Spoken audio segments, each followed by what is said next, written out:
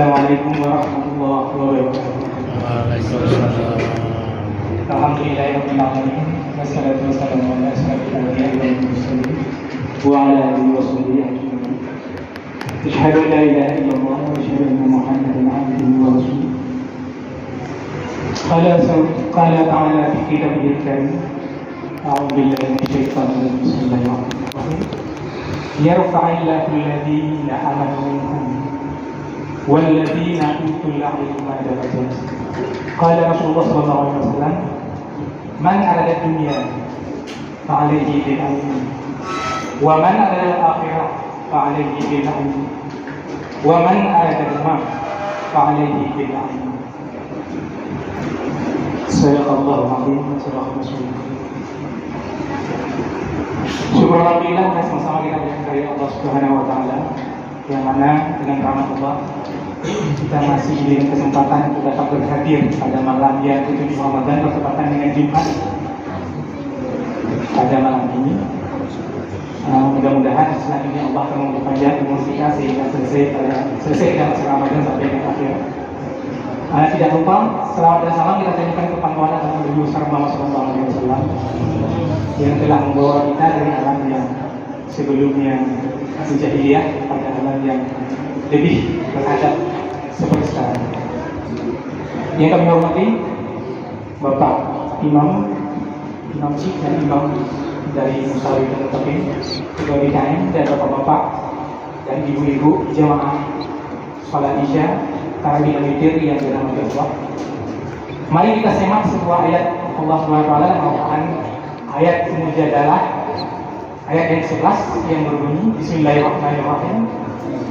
Yarfa'illahu alladhina amanu minkum walladzina utul ilma darajat.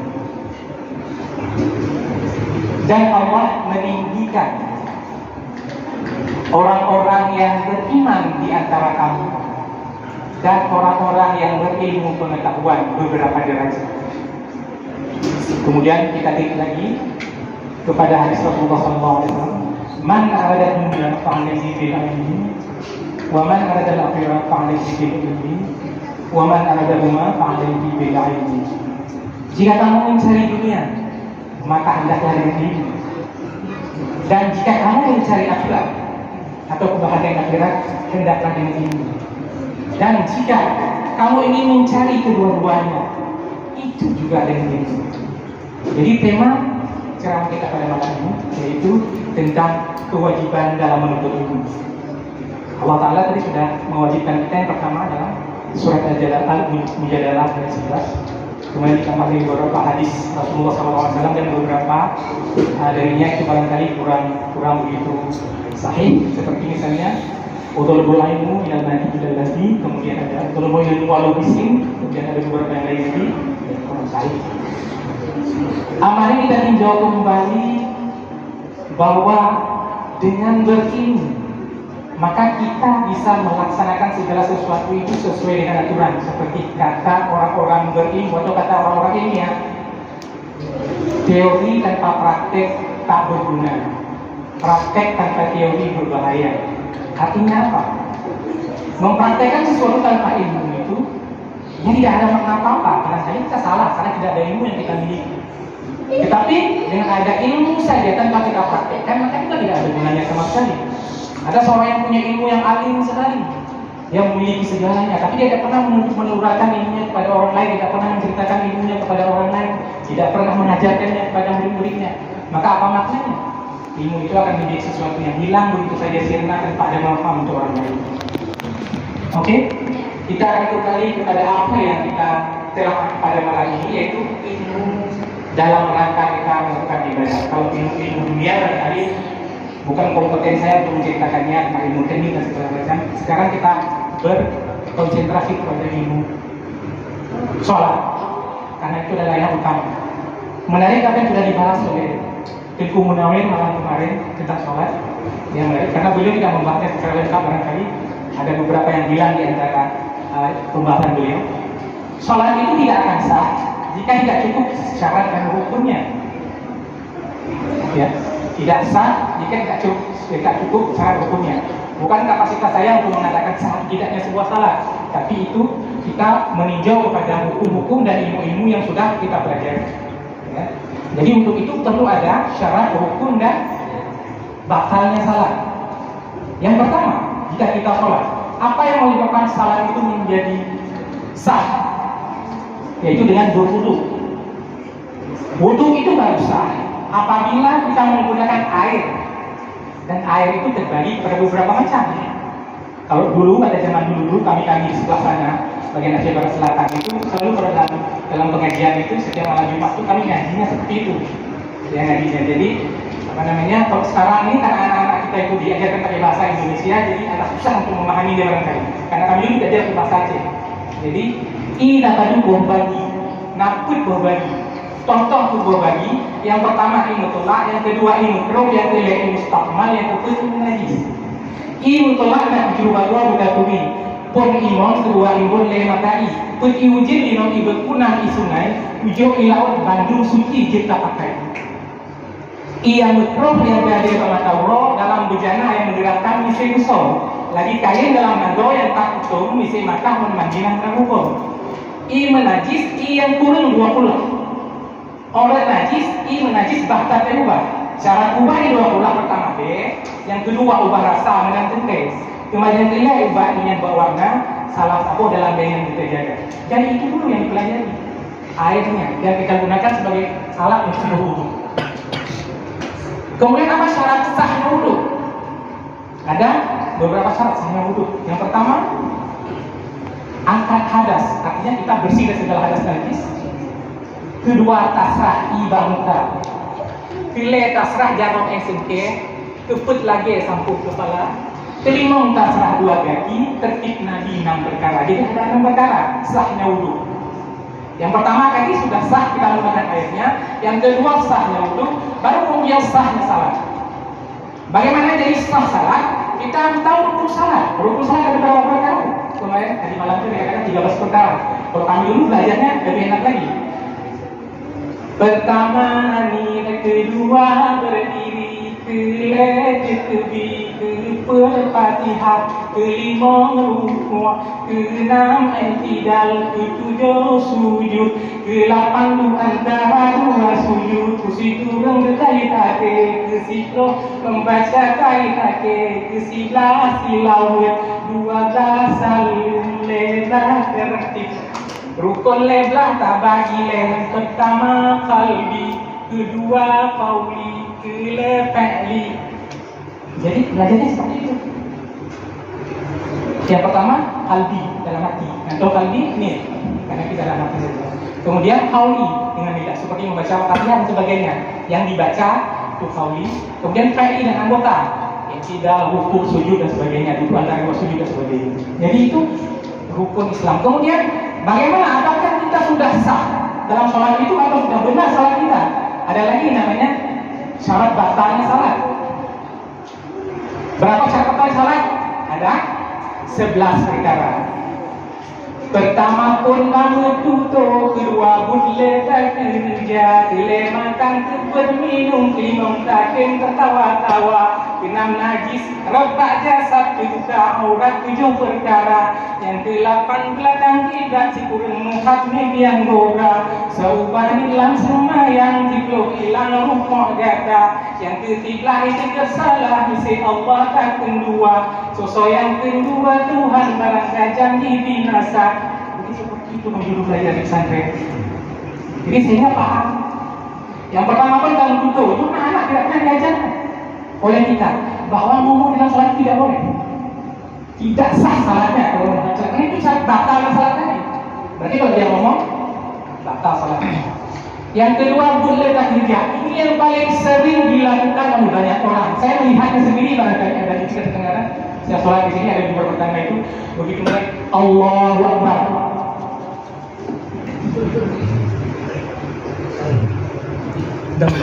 Sudah mulai.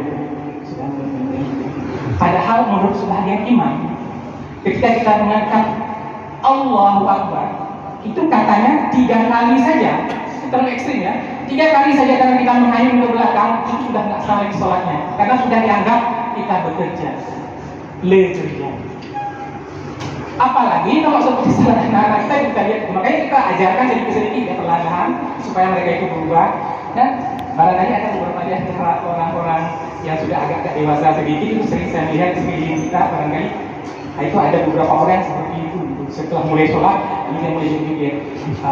Kemarin saya bilang kepada Pak Jamal, kenapa jadi dia seperti orang mabuk gitu, langsung seperti ini gitu. Jadi itu bagian dari kerja, nggak sah sholatnya.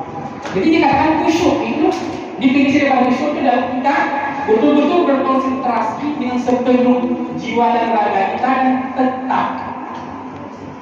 Kalau menggaruk pun tidak boleh lebih daripada 3 kali. Jadi kalau menggaruk itu kalau misalnya ada kata, garuknya 2, 3. Bahkan kalau misalnya imamnya uzur di depan, itu makmum itu tidak boleh lebih daripada 3 langkah ke depan. Jadi yang boleh 3 langkah itu pun nggak boleh langsung melangkah 1, 2, 3 nggak boleh, tapi harus berhenti dulu. Atau kalau misalnya ada di antara makmum itu yang sebelah kita itu uzur lalu keluar dari barisan, itu juga kita nggak boleh langsung pindah ke sebelah sana. Pindahnya itu menggunakan adab.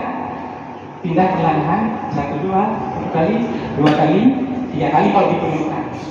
Kalau misalnya jauh, maka langkahnya harus dilebar-lebarkan supaya sampai. Jadi tidak boleh dipilih 3 kali. Karena kalau beli dari katanya batal sholat kita. Jadi itu mengenai sholat kita. Yang kelima cukup minum itu mungkin sudah tidak terlihat. Yang kelima takim tertawa-tawa. Ya. Ketawa-ketawa.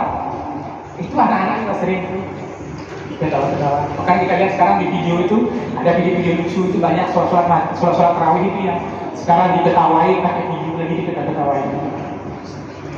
Kenang najis rebah jasa itu kita tidak tahu kadang-kadang bahwa ada cecak di atas ketika dia ada bahagian tubuh kita barangkali yang terbuka seperti misalnya saya sekarang menggunakan pakaian pendek seperti ini tiba-tiba jatuh tarik cecaknya, maka wajib bagi orang yang melihatnya untuk memberitahukan bahwa ada najis supaya saya keluar dari sholat dan wudhu kembali. Karena najis itu hanya sekedar dibasuhkan saja, tidak usah mengulangi wudhunya juga tidak apa-apa. Karena najis itu bukan bahagian yang membatalkan wudhu.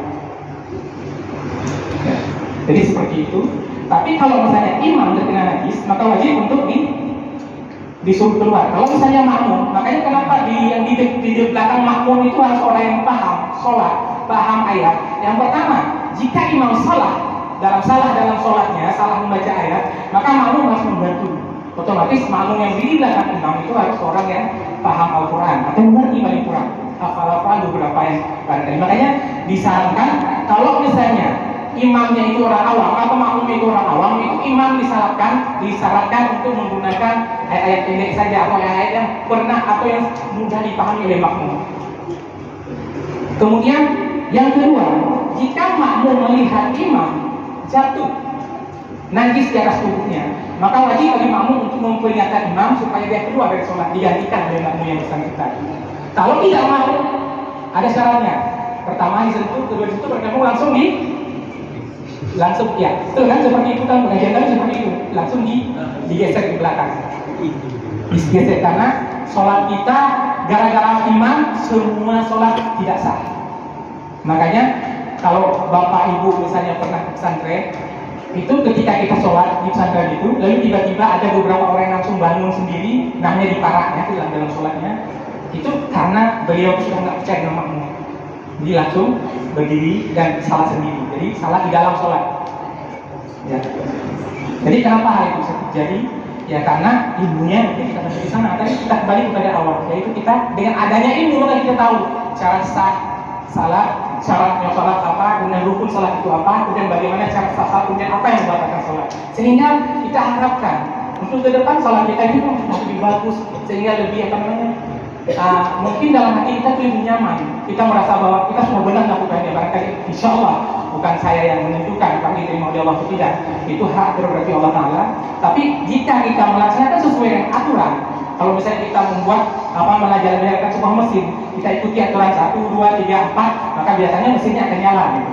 Tapi kalau kita ikuti, biasanya mesinnya nggak akan nyala. Maka itu adalah satu ciri bahwa kalau misalnya Allah Ta'ala sudah menerima apa yang kita lakukan, biasanya kita usahakan untuk berbuat sesuai dengan petunjuk, ada buku petunjuknya.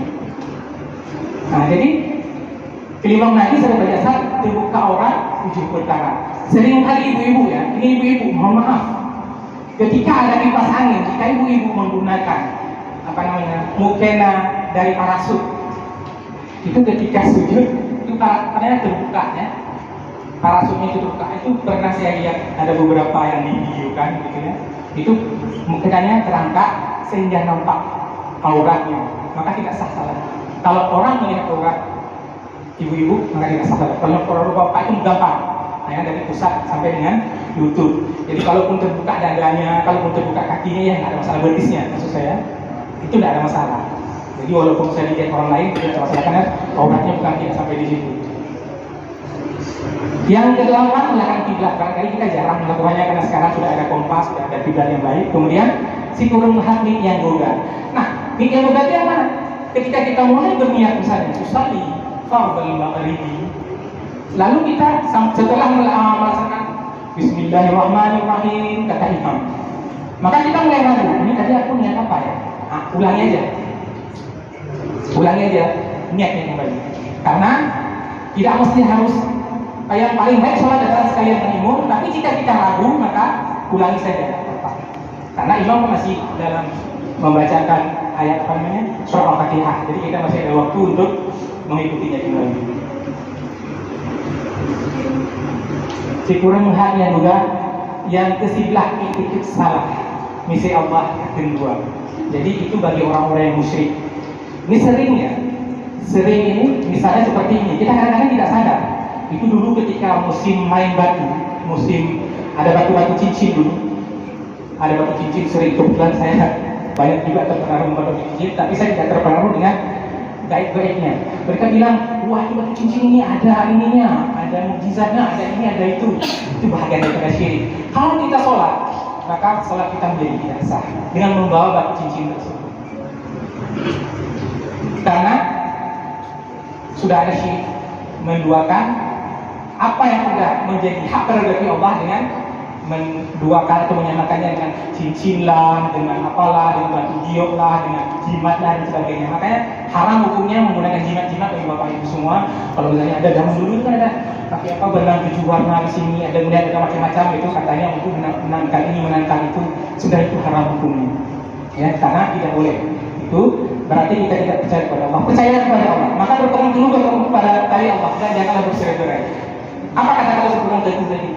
Kita tetap dengan segala hakikat yang ada dalam diri kita itu kita berserah diri kepada Allah. Maka segala sesuatu itu sebenarnya akan aman-aman saja, asal kita tidak mengganggu orang lain, memulai mengganggu orang lain, dan tidak pernah membuat orang lain sakit hati dan sebagainya. Maka insya Allah kita hidup di dunia ini akan aman-aman saja, tidak ada masalah sama sekali. Ya, jadi itu yang menjadi pokok pembahasan pada malam ini. Jadi jika dalam kata-kata saya tadi ada yang salah, saya mohon maaf, barangkali itu keterbatasan saya sehingga barangkali akan menyinggung Bapak Ibu. Kemudian segala yang benar di dalam hati Allah, segala yang salah datangnya dari saya sebagai manusia yang tidak ada luput daripada kekurangan. Kemudian kepada Allah kita berserah diri. Kita akhiri dengan ada nama wa yakum asma'in. Wassalamualaikum warahmatullahi wabarakatuh.